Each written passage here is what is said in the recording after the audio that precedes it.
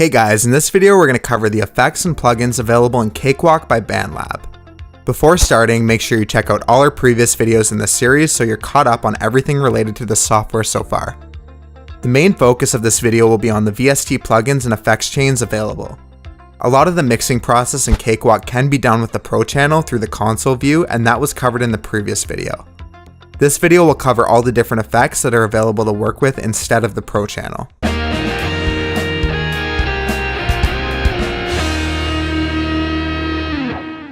The first thing we want to cover is how you can add your own VST plugins to the software. Cakewalk is compatible with third-party VST plugins, but you need to configure it properly for them to show up. Go to the Edit menu at the top and select Preferences. This will open a window. Scroll down to the section on VST settings. Add a VST scan path that corresponds to the folder your third-party plugins are in. Add that folder, then rescan for new plugins. Now these plugins should be available to use as long as they are compatible. All the audio effects are found in the plugin section on the right side of the default layout. To add a plugin to a track, just click and drag it onto the effects rack on a track. There's not really enough time to go through every possible included effect in a lot of detail in this video, so I'll cover some of the important ones. Starting under delay, we have the Sonatus delay effect. This is a stereo delay effect with separate controls for left and right channels. When the link button in the center is pressed, they are both controlled at once. Otherwise, they can be used separately. If they are different and then you link them, they are changed by the same amount, but the differences remain the same. The time is set based on musical time, and the delay is automatically calculated from the project tempo. The feedback sends the signal back through the delay again, and the crossfeed sends one side to the other side. The mix is used for the dry and wet balance. Next, we move on to dynamics. This is where we have boost and compression effects. First up is Boost 11. All this does is add gain to your track. If it gets too high, the plugin acts as a limiter. Next is the Sonatus Compressor. As with other compressor effects, we have our threshold, ratio, attack, and release controls. There's also a need to change between hard and soft knee. That basically just determines whether the compressor ratio changes immediately at the threshold or gradually over the threshold. There's also makeup gain and an output level meter we can monitor.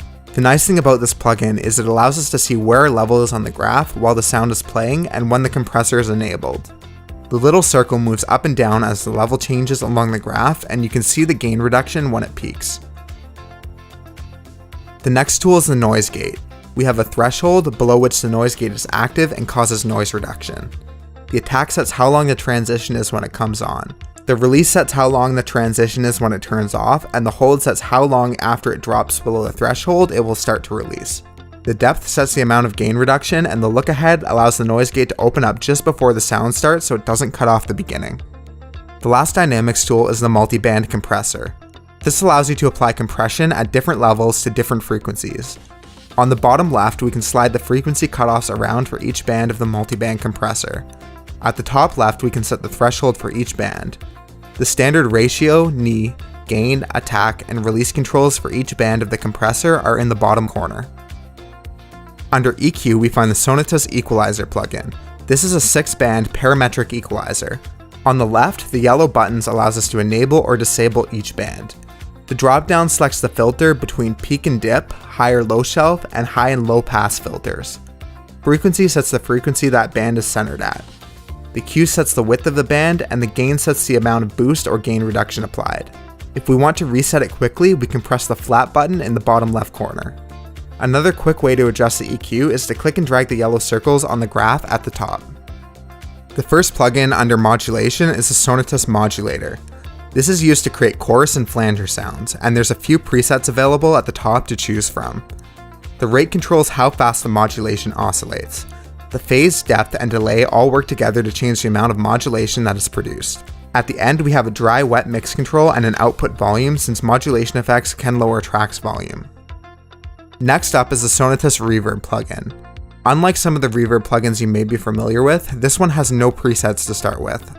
Luckily, it's a pretty straightforward reverb to use and produces a smooth, spacey feel that sounds nice without too much effort. At the top, we have our input gain to adjust the level going into the effect. Next is the low cut and high cut to adjust the frequencies of our track. Reverb can get really messy really quickly, especially if there's a lot of low end in your track. Below that, we have the pre-delay, room size, and diffusion that are used to adjust the reverb timing and size. The bass multiplier adjusts the decay time of the bass frequencies below the frequencies set by the crossover. A value below 1 means the bass will decay faster than the rest of the reverb, and a value above 1 means it will take longer to decay. The decay time sets how long it takes the reverb to decay and has an impact on the perceived room size. With a short decay time, it sounds like a small room. A long decay time makes it sound like a larger room.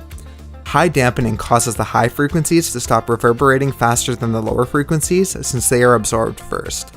The last controls are for the dry signal level, early reflections, and reverb sound. Adjust these to get the right balance of reverb for your mix. That covers the main effects plugins you'll end up using with Cakewalk. There are also quite a few additional effects under the effects chain dropdown. These are mostly organized by instrument or use. They can all be used if you want to make a certain track sound different, and they're all labeled by what track they should be applied to and how they change the sound. Each of these has their own different controls, and you'll just need to play around with them if you use them on a track. Thanks for checking out this video on effects and plugins for Cakewalk by BandLab. If you found this video helpful, give it a like and subscribe to the channel. You can also check out our social media links in the video description so you can see all our new videos as soon as they're released.